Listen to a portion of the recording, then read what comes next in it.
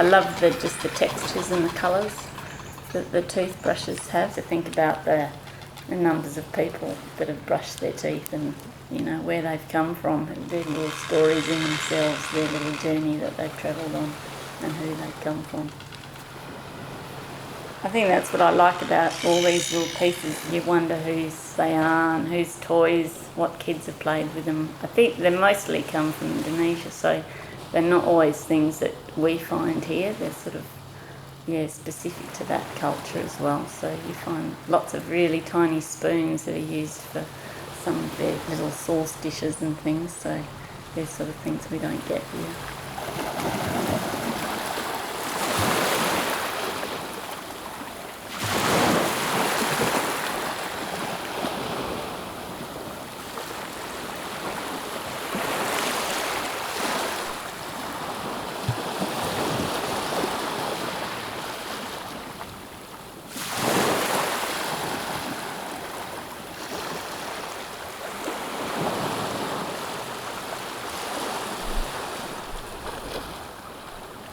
It's really exciting. It's like a treasure hunt, and you never know what you're going to find and what's going to inspire you to do something else, and where it's going to lead you. The things that you find definitely determine what you're going to make and what you're going to talk about. There's so much about the island that could take me a lifetime.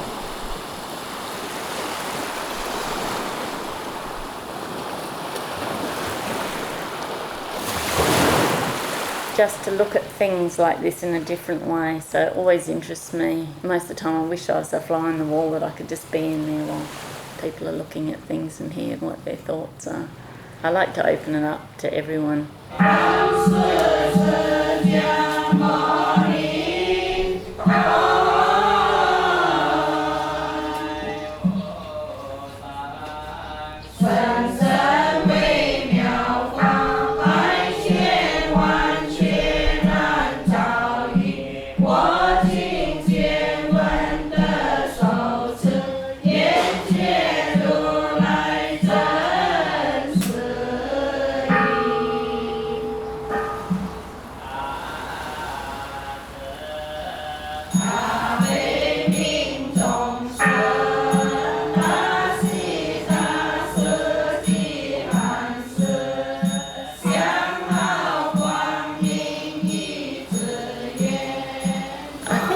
The people and the culture is one of the most amazing things. The jungle, the birds, the fish, the crabs, the Muslim culture with the call to prayer happening while you're snorkeling. The Buddhists do special rituals every year at certain times, and there's the Hungry Ghost festival that happens. There's a very rich culture going on all at the same time. There's a lot of temples here that are still actively being used all over the island. Candles are being lit every day.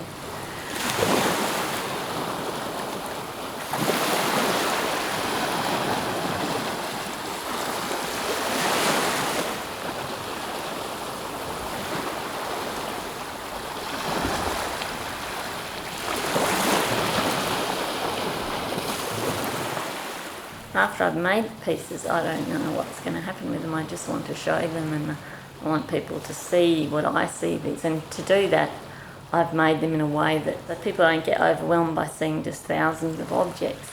I've picked out certain ones or used a lot of one certain object, so it makes it another level for them to look at, more interesting, bringing in their focus and trying to tell a story in that as well. It gives the object a new life to Greta Beach objects that they see mainly as rubbish, which, that is. It's really polluting the beaches, and the turtles lay their eggs there, so it's a huge problem for the wildlife. Huge amounts of rubbish that are swept up every day.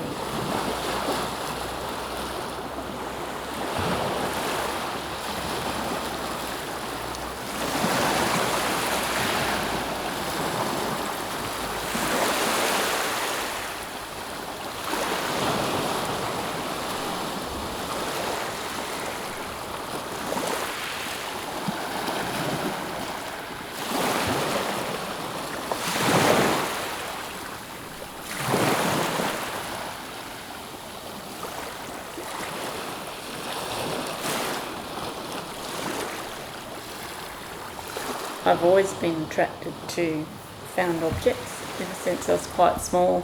I was brought up on my grandma's farm, going back and forth during the holidays, and always collecting bones and old sticks, anything on the farm, and coming back and making something out of it, or doing some sort of installation in the creek bed.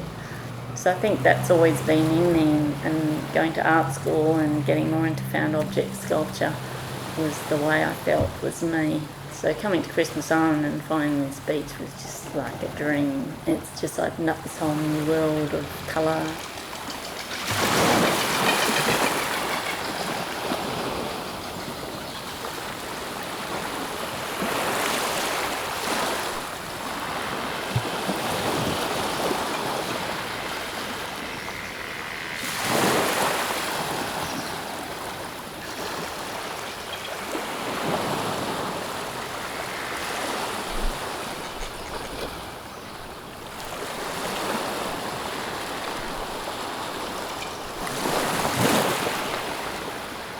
That excitement is also the history of that object, where it's been.